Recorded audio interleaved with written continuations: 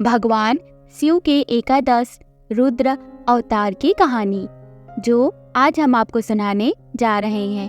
भगवान महादेव के अनेक नाम और अवतार हैं, जिनमें से एक अवतार रुद्र अवतार है, जिसकी एक प्राचीन कहानी आज हम आपको सुनाने जा रहे हैं। कश्यप के पुत्र रूप में उत्पन्न ये एकादश रुद्र महान बल पराक्रम से संपन्न थे। इन्होंने संग्राम में दैत्यों का संहार कर इंद्र को पुनः स्वर्ग का अधिपति बना दिया। ये शिव रूपधारी एकादश रुद्र अब भी देवताओं की रक्षा के लिए स्वर्ग में विराजमान रहते हैं। भगवान रुद्र मूलतः तो एक ही हैं, तथापि जगत के कल्याण के हेतु अनेक नाम रूपों में अवतरित होते हैं। भगवान शिव का एक नाम रुद्र है। दुख का नाश करने तथा संहार के समय क्रूर रूप धारण करके शत्रु को रुलाने से शिव को रुद्र कहते हैं। वेदों में शिव के अनेक नामों में रुद्र नाम ही विशेष है। उन्हें रुद्र परमेश्वर, जगत्सृष्टा, रुद्र आदि कहकर परमात्मा माना गया है। यजुर्वेद का रुद्राध्याय भगवान रुद्र को समर्पित है। यजुर्वेद का रुद्राध्याय भगवान रुद्र को समर्पित है।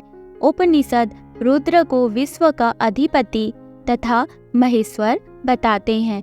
पूर्व काल की बात है कि एक बार इंद्र आदि समस्त देवता दैत्यों से पराजित और भयभीत होकर अपनी ऐश्वर्य नगरी अमरावतीपुरी से भागकर अपने पिता महर्षि कश्यप के आश्रम की ओर आए।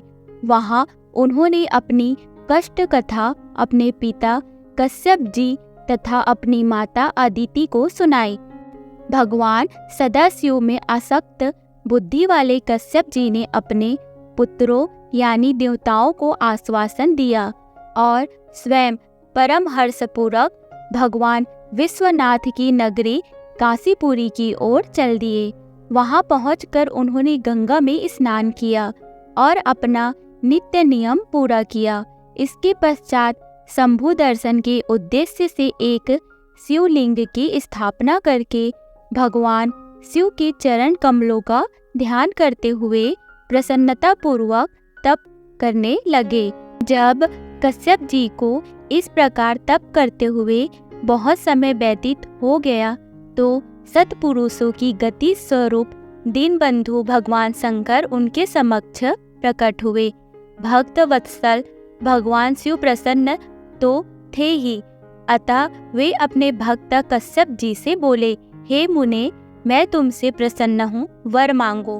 भगवान महेश्वर को देखते ही कश्यप जी हर्षमगन हो गए। फिर विविध प्रकार से उन देवादिदेव की स्तुति कर उन्होंने कहा, हे नाथ, महाबली दैत्यों ने देवताओं और यक्षों को पराजित कर दिया है। इसीलिए हे प्रभु, आप मेरे पुत्र रूप में प्रकट होकर देवताओं के लिए आनंददाता बनिए। कश्यप जी के ऐसा कहने पर सर्वेश्वर भगवान शंकर तथास्तु कहकर अपनी अर्धोमिलित नेत्रों के साथ वहीं अंतर्ध्यान हो गए। तब कश्यप जी भी प्रसन्नता पूर्वक अपने आश्रम में वापस लौट आए। वहां उन्होंने सारा वृतांत अपने पुत्रों यानी देवताओं को कहकर सुनाया।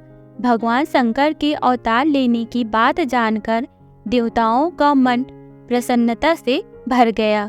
वे उन असरण शरण दीनबंधु भक्त वत्सल भगवान शिव के अवतार धारणा की प्रसन्नता पूर्वक प्रतीक्षा करने लगे। कुछ समय के पश्चात भगवान शंकर ने अपना वचन सत्य करने के लिए कश्यप द्वारा सुरभि के गर्भ से 11 रुद्र के रूप में अवतार धारण किया। भगवान के इन रुद्र अवतारों से सारा जगत शिवमय हो गया। कश्यप मुनि के साथ सारे देवता हर्ष विभोर हो गए। आज भी भगवान शिव के स्वरूप ये सभी एकादश रुद्र देवताओं की रक्षा के लिए स्वर्ग में विराजमान है और ईशानपुरी में निवास करते हैं। उनके अनुचर करोड़ों रुद्र कहे गए हैं जो तीनों लोकों में चारों ओर स्थित हैं। इन 11 रुद्रों के नाम हैं कपाली, पिंगल, भीम, विरूपाक्ष, विलोहित, शास्ता, अजपाद, अहिर्बुंधन्य, शंभु, चंड और भव। ये 11 रुद्र सुरभि के पुत्र कहलाते हैं। ये सुख के आवास स्थान है तथा देवताओं की कार्य सिद्धि के लिए स्यो रूप में उत्पन्न हुए हैं। कश्यप के पुत्र रूप में उत्पन्न ये 11 रुद्र महान बल पराक्रम से संपन्न थे। इन्होंने संग्राम में दैत्यों का संहार कर इंद्र को पुनः स्वर्ग का अधिपति बना दिया। ये स्यो रूपधारी 11 रुद्र अब भी देवताओं की रक्षा के लिए स्वर्ग में विराजमान है। भगवान रुद्र मूलतः तो एक ही हैं, तथापि जगत के कल्याण के हेतु अनेक नाम रूपों में अवतरित होते हैं। मुख्य रूप से 11 रुद्र है। विभिन्न पुराणों में इनके नाम में भी अंतर मिलता है। रुद्रों के साथ उनकी सहधर्मिणी रुद्राणियों का वर्णन भी आता है। श्री मद्भागवत में 11 रुद्रों के नाम इस प्रकार आए हैं: मन्यो, मनो, महीनस, महान, स्यो, ऋतध्वज, उग्रेता, भव, काल, वामदेव और धृतव्रत। उपनिषदों में से 11 प्राणों, 10 इंद्रियां और मन को 11 रुद्र कहा गया है, परंतु ये आध्यात्मिक रुद्र है। ये शरीर रूपी मशीन को चलाते रहते हैं।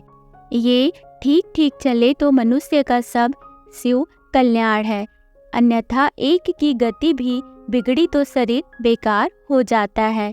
जो इन 11 प्राणों को संयमित आहार विहार और योगाभ्यास द्वारा वश में रखता है वही सुख पाता है। ये निकलने पर प्राणियों को रुलाते हैं, इसीलिए रुद्र कहे जाते हैं। अतः 10 इंद्रियां और मन ही 11 रुद्र है।